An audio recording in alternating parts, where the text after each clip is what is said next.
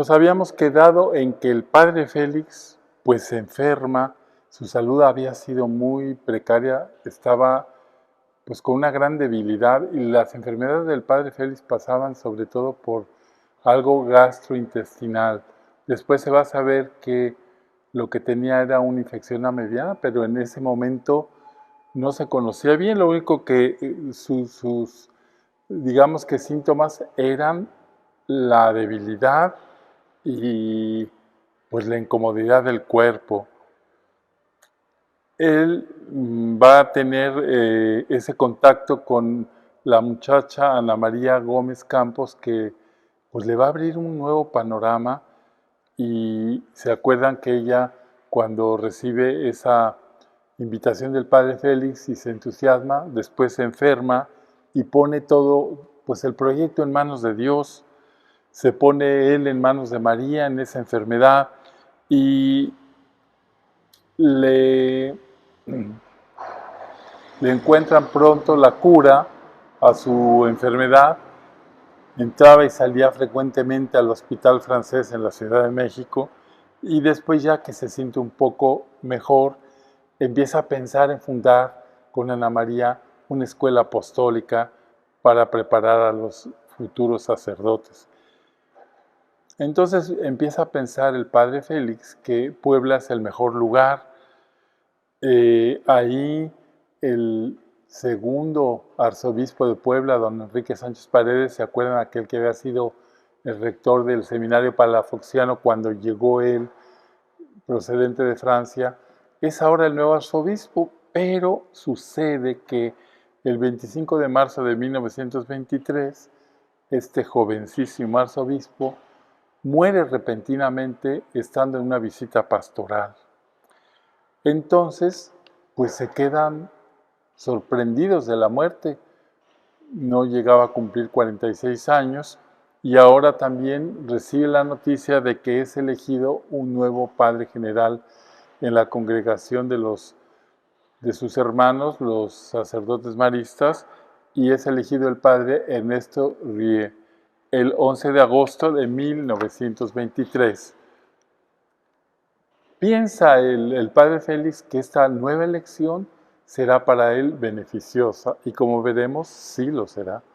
Mientras tanto, pues debe mover la apostólica del lugar y encontrar un lugar para las muchachas que han llegado con Ana María Gómez, la mayoría preparadas en la enseñanza, en la pedagogía, y entonces les va a encontrar acomodo en la escuela de Tlalpan, en la apostólica de nosotros, de los misioneros del Espíritu Santo, en lo que era el noviciado, que propiamente pues era una casa muy grande con huerta y jardín, pero pues no era propio ahí meter todo, pero era el mejor sitio que pudo encontrar y entonces mediante una pequeña remodelación piensa que quedará bien. Entonces, pues se suceden varios, ya lo he comentado en alguna otra ocasión, varios acontecimientos entre los cuales se encuentran que empieza a entrar en una suma debilidad. El padre Félix, la enfermedad que tenía lo dificulta hasta de poder caminar. Entonces sus hijos, los misioneros, pues de algún modo lo obligan a que conecte esas fundaciones que tienen proyecto, las Hijas del Espíritu Santo, a la diócesis de San Luis Potosí con aquel obispo que ya les dije, Miguel María de la Mora, y que era muy amigo de doña Concha Cabrera, y él los va a recibir favorablemente al año siguiente, el 12 de enero de 1924. Entonces, todo parecía encontrar su cauce, poco a poco el padre se va recuperando. Sin embargo, un día que estaba ahí en el noviciado en septiembre de 1923, pues de repente va a encontrar un grupo de catequistas que vienen procedentes de Saltillo y están encabezados por una señorita muy preparada, se llama Emilia Casillas, y vienen también con ella Consuelo González y Guadalupe Güell. Y estas señoritas lo estaban esperando al padre Félix, y estas buscan, estaban buscando la vida religiosa sin saberlo, tenían una intuición. Entonces el padre Félix, al enterarse de esto, se entusiasma. Era un hombre siempre positivo, veía varios grupos y pensaba, estas pueden hacer mucho bien, y entonces busca encauzarlas y piensa que ellas pueden, de algún modo, también trabajar en la promoción de las vocaciones, pero como veremos lo hará en otro renglón, no propiamente en la educación de escuelas como lo hizo con las que serían después las hijas del Espíritu Santo. Bueno, Emilia va a entrar en contacto con el padre Félix, y como era el padre, pues tenía como ese don de la doble vista, lee todos los sucesos que le cuentan de cómo vienen de Saltillo, la experiencia que habían tenido, y entonces él piensa que la voluntad de Dios para ellas pasa por esa protección de la Virgen María, y que Dios quiere para ellas un futuro misionero, un futuro que abra las posibilidades a más personas, y las recibe, las escucha, las comprende.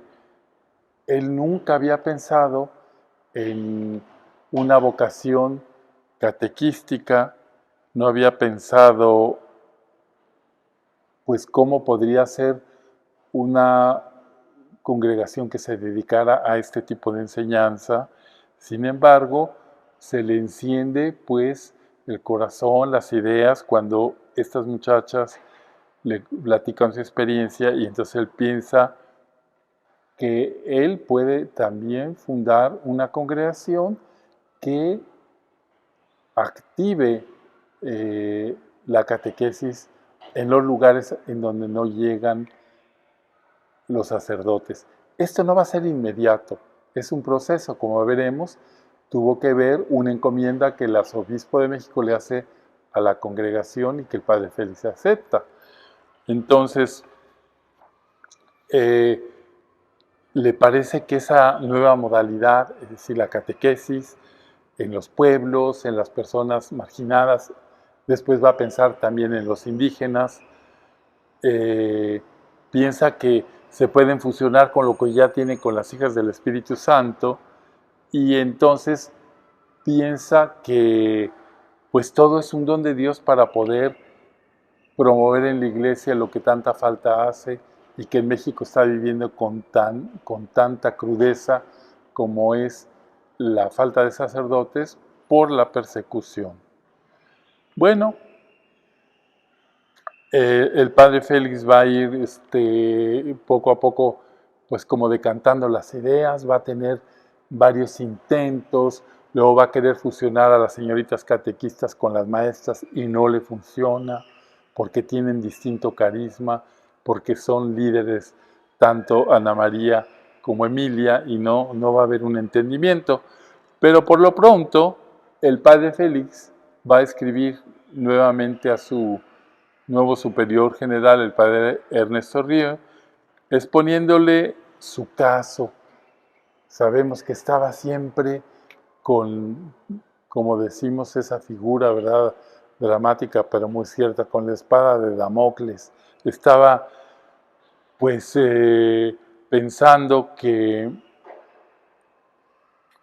todas las obras que tenía entre manos estaban siempre en entredicho, pues él tendría que regresar. Lo que hace es que aprovecha el tiempo lo más que puede. Una vez que las futuras hijas del Espíritu Santo se van a San Luis, las va a visitar y se va con ellas, les dedica mucho tiempo y espacio, les enseña un método para hacer oración mental, les escribe sus horarios. Hay que pensar que era un grupo de señoritas que no conocía la vida religiosa, y el padre Félix era la referencia. lo van a percibir desde el primer momento como un padre, y no como cualquier padre, es un padre generoso, tenía detalles simpáticos, porque le decía, a ver, yo, mis hijas, quiero que tomen su leche en una taza grande, y iba y les compraba las tazas grandes, y creo que hasta la fecha todavía las hijas del Espíritu Santo tienen por costumbre tener en sus casas tazas grandes, porque eran los detalles paternos del padre. Bueno, en 1924 se hace esa primera fundación de las Hijas del Espíritu Santo en San Luis, amparadas por el obispo, y empieza a caminar con mucho éxito porque en la ciudad empiezan a confiarles a los niños, y entonces la madre Ana María Gómez pues empieza a caminar. ¿Cómo serían las relaciones entre Conchita y la madre Ana María, que ya se ha gastado tinta en eso? Pues lo único es que cuando Conchita empieza a conocer la obra de ellas, se admira, la alaba y las bendice, porque ve que es un bien para la iglesia, aunque el padrecito se desgaste, ¿verdad? Bueno, mientras tanto, cuando el padre Félix termina de organizar a las hijas del Espíritu Santo en San Luis Potosí, regresa a la Ciudad de México, y ahí pues le aguardaba el otro grupito de las misioneras, las que serían futuras misioneras catequistas, y pues como en todos los grupos humanos empieza a haber fricciones entre los padres misioneros del Espíritu Santo y las señoritas, como que no entienden bien por qué les lleva señoritas siempre el padre, por qué las mete en el ámbito de la vida religiosa de los misioneros. Se daban cuenta que el padre Félix estaba agotado, y luego que estas, confiésenos, denos un retiro, ay, nuestro padre, háblenos, le besaban la mano. Pues el padre Félix bondadosamente aceptaba, pero sus hijos pues no estaban de acuerdo, ¿verdad? Los argumentos que ellos tenían eran muy semejantes a los dados por Conchita. El padre Félix está prestado para la fundación de los misioneros del Espíritu Santo. El periodo que tiene es de 5 años que le concedió el Papa, y están por terminar, y tiene que consolidar esa obra de la cruz que es tan importante. Y esto objetivamente era verdad. No había ninguna falsedad en todo eso que sentían los misioneros y Conchita. Pues desde afuera se pensaba que era una barbaridad dedicar tiempo a aquellas muchachas, cuando adentro la casa estaba tan difícil. Las cosas no eran sencillas, pero el padre Félix tenía un carisma para obtener un bien sin herir, y la percepción y la susceptibilidad de otros la pasaba así como por encimita para no lastimar, pero él tenía la voluntad auvernesa de llevar a cabo lo que se había propuesto. Lo había logrado ya con Ana María, y ahora también lo lograría con las señoritas catequistas. Entonces a sus hijos les dice que sí, que sí, que sí, pero sigue haciendo lo que cree que Dios le pide. Entonces, después de varias reuniones, convence a su consejo, y con toda la aprobación de algunos misioneros y de Conchita y de los obispos, que las muchachas se instalen en la escuela apostólica. Pues si humanamente era absurdo, en la percepción espiritual del padre Félix era un bien querido por Dios, que aún faltando él, Dios lo llevaría a término, como efectivamente pasó. O sea, si el padre Félix no se echó para atrás y se mantuvo firme, fue porque percibió que esa era la voluntad de Dios. Lo había demostrado con creces en relación a las obras de la cruz, la protección de Dios, el auxilio de la Virgen, estaba presente ahí. Bueno, el plazo que sus superiores le habían dado, que era de 5 años, pues estaba pronto a expirar, y entonces pues ahí había un problema bien gordo. Este lo enfrentó junto con Monseñor Leopoldo Ruiz, aquel arzobispo de Morelia, que era tan íntimo amigo de Conchita y que era también el director espiritual del padre Félix.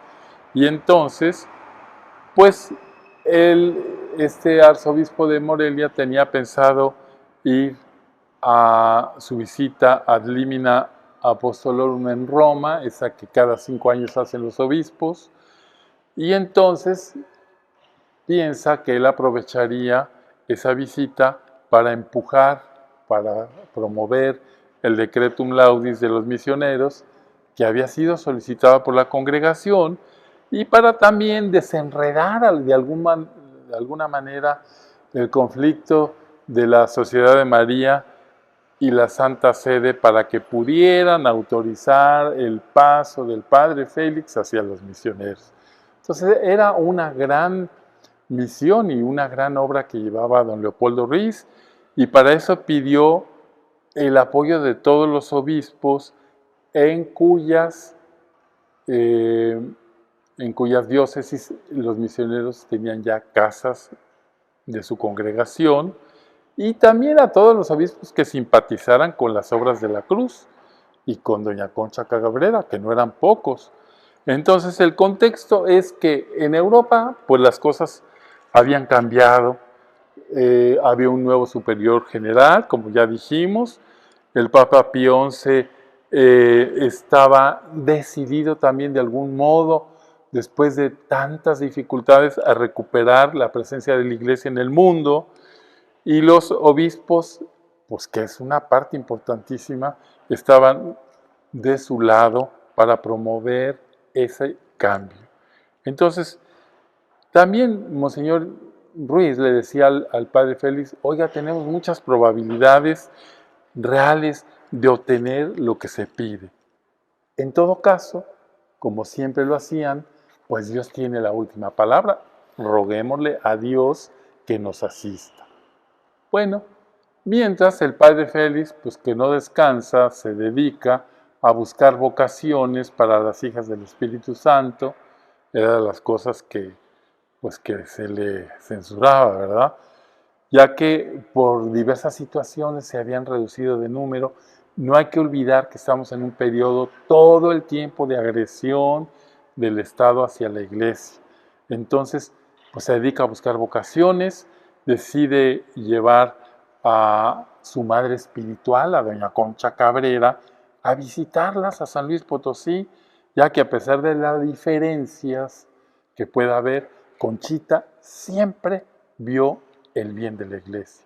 Entonces, ellas, estas hijas del Espíritu Santo, viven también un gran fervor, y entonces como Conchita está en una profunda intimidad con el Señor, pues son cosas que suceden en la historia de la Iglesia, pero que nos admira cómo se superan las crisis, cómo se superan los criterios personales.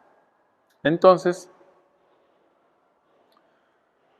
por supuesto que Conchita sabe lo que significa el inmenso sacrificio y el sufrimiento de llevar a cabo una obra espiritual, ella que todo el tiempo lo ha hecho, y una obra espiritual donde pues es despreciada por el mundo. Entonces, cuando ella visita a las hijas del Espíritu Santo, no puede dejar de apreciar el espíritu que anima a las muchachas y la obra emprendida por ellas.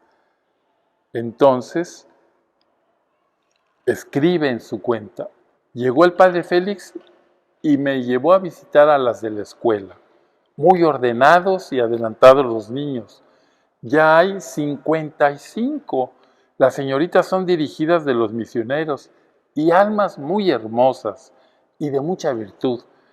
Son profesoras recibidas.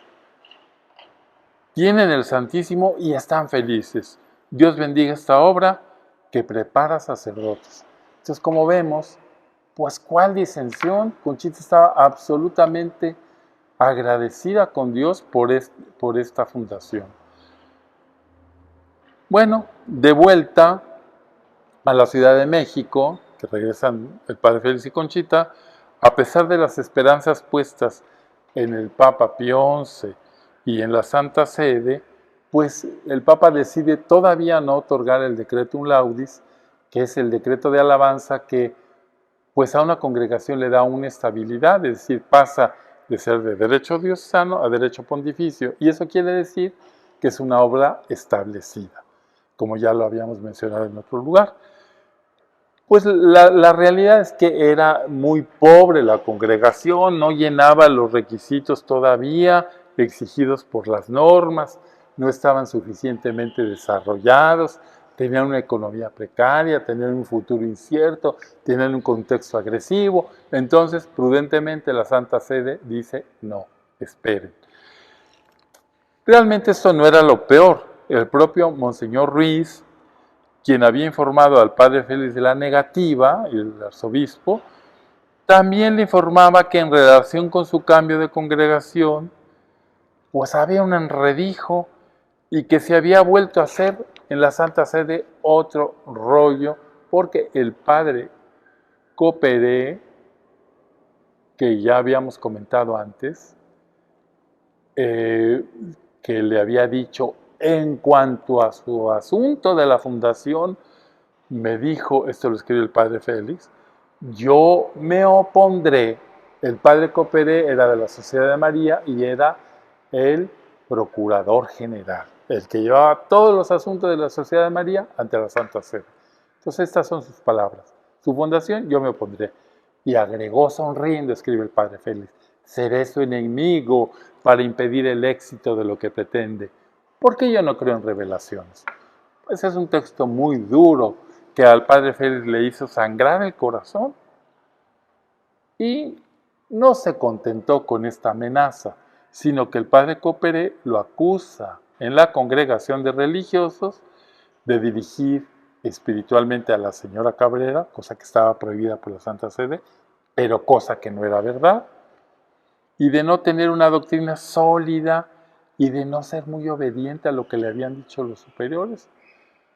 En suma, lo acusaba de lo que siempre lo había acusado, iluminismo. Ya expliqué en otro lugar lo que significa el iluminismo. Es un término teológico para decir o designar a esas personas que son absolutamente crédulas con las revelaciones privadas. El padre Félix creía absolutamente en lo que Conchita le dijo, pero no por iluminismo. Era un hombre bien formado, ya lo hemos dicho muchas veces, sino porque tuvo una y otra vez la prueba de que Dios había obrado en la señora Cabrera para mostrarle su voluntad. Eso no es iluminismo, eso se llama docilidad al Espíritu, eso se llama así. Entonces, Monseñor Ruiz, ante el cardenal Laurenti, que era el nuevo prefecto de la congregación de religiosos, había refutado esas acusaciones, diciendo, pero ¿cómo? Yo conozco al padre Félix interiormente, soy su director espiritual, esa es una acusación abusiva. Pero entonces el cardenal, pues antes de tomar una decisión, pretende consultar al Papa y pedir el parecer otra vez del superior general, el padre Rie, general de los maristas, para ver qué dice. Entonces el pobre padre Félix estuvo siempre en entredicho. Para aquellas personas que siempre nos sentimos evaluadas, aquí tenemos un ejemplo de un hombre santo, evaluado, evaluado, evaluado, evaluado. Para que no nos asustemos. Bueno, por otro lado, doña Concha Cabrera, pues está dolidísima, está preocupada, está desolada por todo esto que sucede. Pero el padre Félix, pues, sufre y que no se calla para decir lo que le produce, los sentimientos que le producen. Y entonces, pues todas las obras de la cruz, las religiosas, todos los misioneros están preocupadísimos de lo que está sucediendo y no sucede nada de aquello que estaba previsto porque la voluntad de Dios se lleva a cabo, pero había que trabajar en cimentar a las hijas del Espíritu Santo, había que trabajar en cimentar la apostólica de los misioneros, el noviciado, a los padres había que impulsarlos, pues eso en medio de estos sufrimientos. Y después de estos clavos agudos con los que se estaba, pues digamos que haciendo maciza esta congregación, pues como, con el amor que el padre Félix da, pues le hace ver que es una obra que está fijada en la cruz de Cristo. Él debe de cumplir sus compromisos, ya que desde comienzos de 1924, también la Iglesia de México, frente a la devastación que había dejado la revolución, ya que habían pasado 10 años, pues se avecinan unos tiempos de mayor persecución, como va a ser la Guerra Cristera.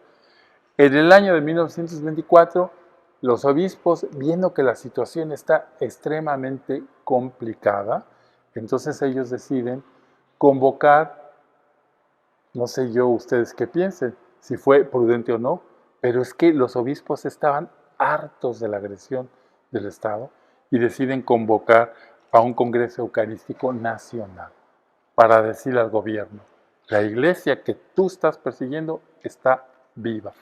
Y el padre Félix, entusiasmado, participa en ese congreso. Tiene un interés particular en él.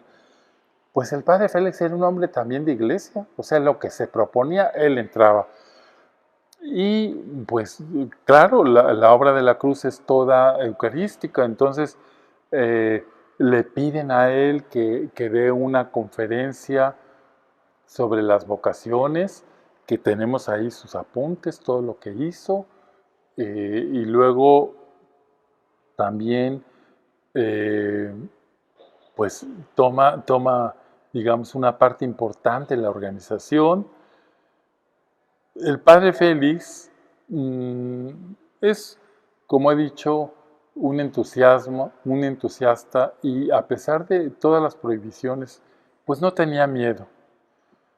Él pensaba que si el Espíritu Santo había iluminado a los apóstoles en medio de un conflicto tremendo, entonces el Espíritu había dado inicio a la cristianización en el mundo, pues ¿por qué no iba a seguir realizando esas grandes conversiones en cuanto a este nuevo paganismo que se cernía sobre este país católico lleno de fervor eucarístico y con la presencia de María de Guadalupe?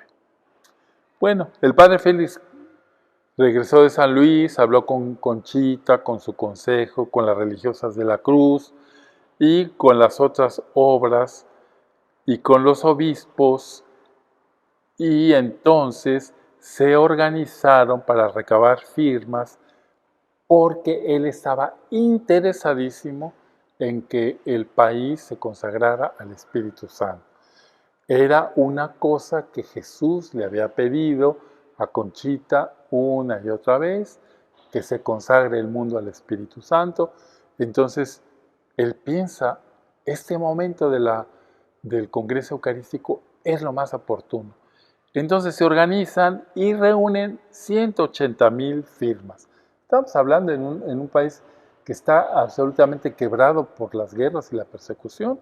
Sin embargo, se organizan, recaban esas firmas y entonces todos los obispos reciben esa petición, y en el congreso que se inaugura el 12 de octubre de 1924, el 12 de octubre es una fecha memorable para la Iglesia de México, porque el 12 de octubre de 1895 fue coronada pontificiamente la imagen de Nuestra Señora de Guadalupe. Entonces era una fecha importante, y ese día se consagra la nación mexicana al Espíritu Santo. Esto es una iniciativa que parte de doña Concha Cabrera, bueno, de Jesús, pero que realiza propiamente el padre Félix en este momento. Era el primer país del mundo en ser consagrado explícitamente a la tercera persona de la Santísima Trinidad.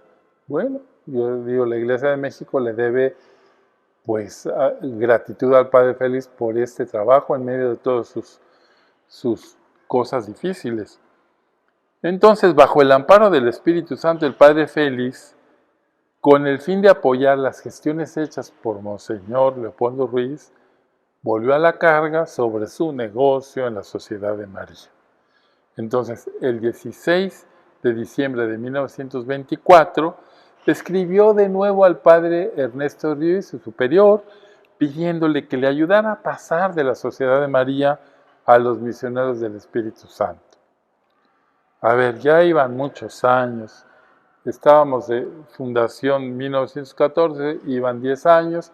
El padre Félix no estaba prestando un servicio a su congregación, sino a una obra de la iglesia. Pues les hace ver eso. Bueno, también al padre Félix le acompañan la petición de todos los sacerdotes de su congregación que hicieron la misma petición.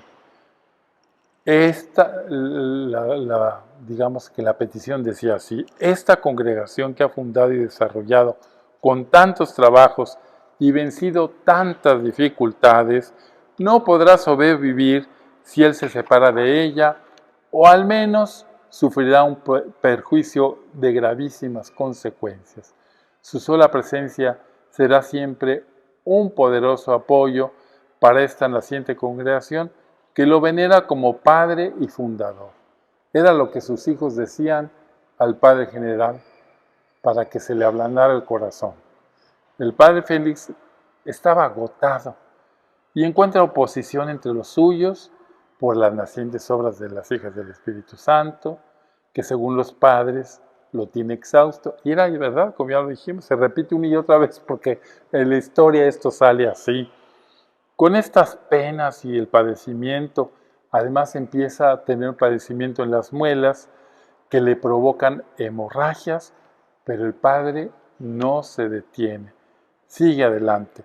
En medio de tensiones políticas y de su profundo malestar físico, recibe dos noticias. La primera parece agradable.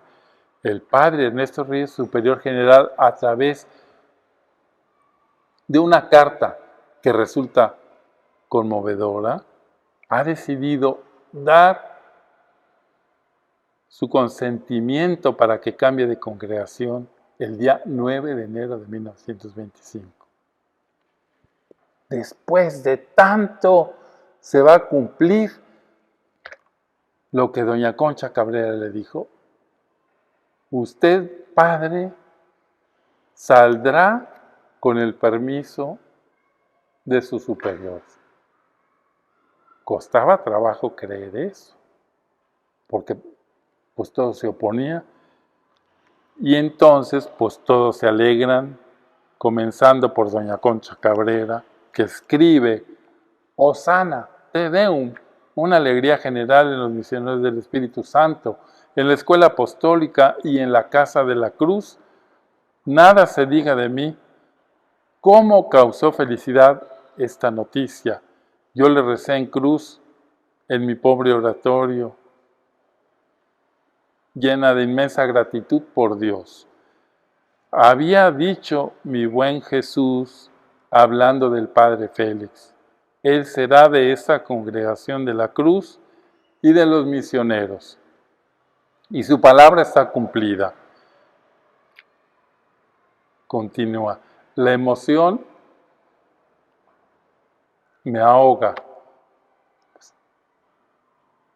Claro, era obvio que para Conchita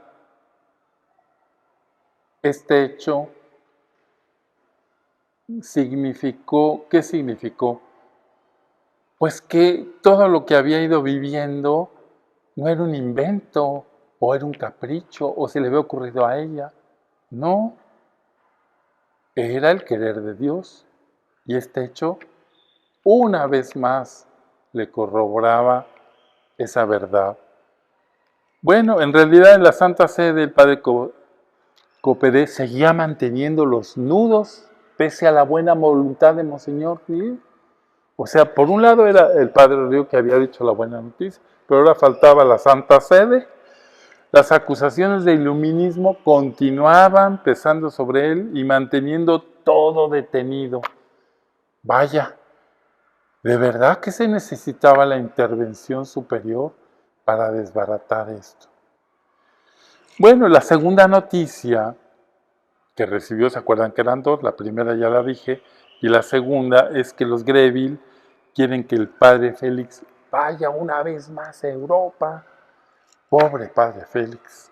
Elizabeth, la gran bienhechora, está gravemente enferma y quiere verlo. No, no quiere, exige verlo. Bueno, al padre Félix esta repentina exigencia pues no le cae nada bien. Y a la congregación tampoco, ni a Conchita tampoco. Pero no hay forma de escapar por lo providente que ha sido esta familia. Y además ahora, cuando Monseñor Rieu se ha puesto de su lado, pues no cometerá otra vez o no puede cometer una imprudencia, y entonces con toda y enfermedad, con todo y el poco deseo que tiene que ir y con toda la contrariedad, irá a pesar de su enfermedad. Doña Concha también acata. Pues tenían sentido común, decían, pues es que no puede no ir. Pero le pone la condición de que lo acompañe el padre José Guadalupe Treviño, ya que el padre Félix tiene la salud súper delicada. Entonces, pues el padre Treviño lo acompaña y fueron ahí los dos, y pasó una cosa muy curiosa, que al llegar a Francia, bueno, la cosa curiosa pasó que al llegar a Francia, antes de irse, se comen un pescado y el pescado envenena al padre Guadalupe Treviño, se pone de muerte y el padre Félix se tiene que ir y lo deja ahí enfermo, y entonces el que iba a cuidar al enfermito resultó que se enfermó.